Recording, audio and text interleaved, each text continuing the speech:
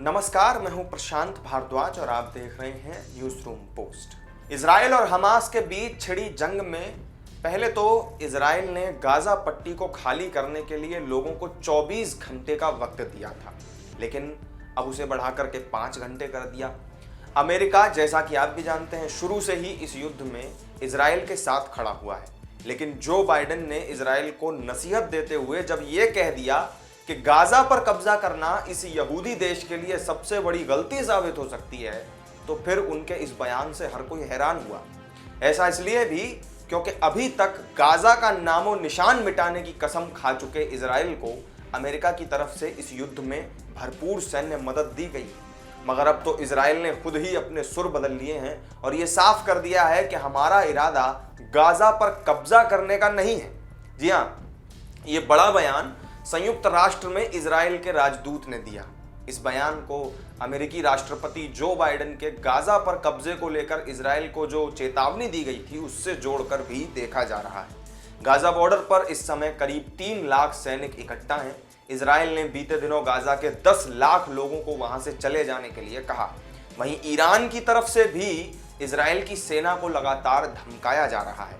7 अक्टूबर को हमास ने इजराइल पर अचानक हमला जब बोल दिया था, तब से लेकर अभी तक हालात लगातार गंभीर बने हुए हैं।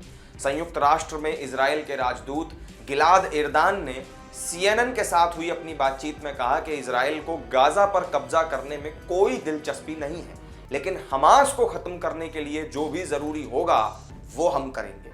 लेकिन चूंकि हम अपने अस्तित्व के लिए लड़ रहे हैं और एकमात्र रास्ता, जैसा कि राष्ट्रपति बाइडेन ने खुद बताया है, हमास को खत्म करना है, इसलिए हमें वो करना होगा जो करना होगा। उनकी क्षमताओं को हम नष्ट कर दें। अमेरिकी राष्ट्रपति जो बाइडेन ने इजराइल को तटीय इलाकों पर कब्जा करने के खिलाफ चेतावनी दी थी। उन्होंने कहा था कि गाजा पर कब्जा करना इजराइल के लिए बड़ी गलती होगी। इजराइल बढ़ते मानवीय संकट के बीच जमीनी आक्रमण की तैयारी कर रहा है, लेकिन इसके साथ ही बाइडेन ने यह भी कहा था कि इजराइल को जवाब देना होगा, उन्हें हमास को खत्म करना ही होगा। गाजा के स्वास्थ्य मंत्रालय ने जानकारी दी कि लड़ाई शुरू होने के बाद से लेकर अभी तक 2670 फिलिस्तीनी मारे जा चुके हैं और 9600 लोग जो हैं वो घायल हो गए।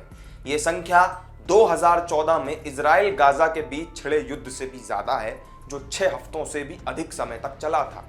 ये 5 गाजा युद्धों में से दोनों पक्षों के लिए सबसे घातक युद्ध बन चुका है। इस बार के संघर्ष में 1400 से भी ज्यादा इजरायलियों की मौत हो चुकी है, जिसमें से ज्यादातर नागरिक हमास के 7 अक्टूबर को किए गए हमले में मारे गए थे। इजराइल के मुताबिक हमास ने बच्चों समेत तकरीबन 150 लोगों को बंधक बना लिया और उन्हें गाजा ले गए। ये 1973 में मिस्र और सीरिया के साथ हुए संघर्ष के बाद से इजराइल के लिए सबसे घातक युद्ध है।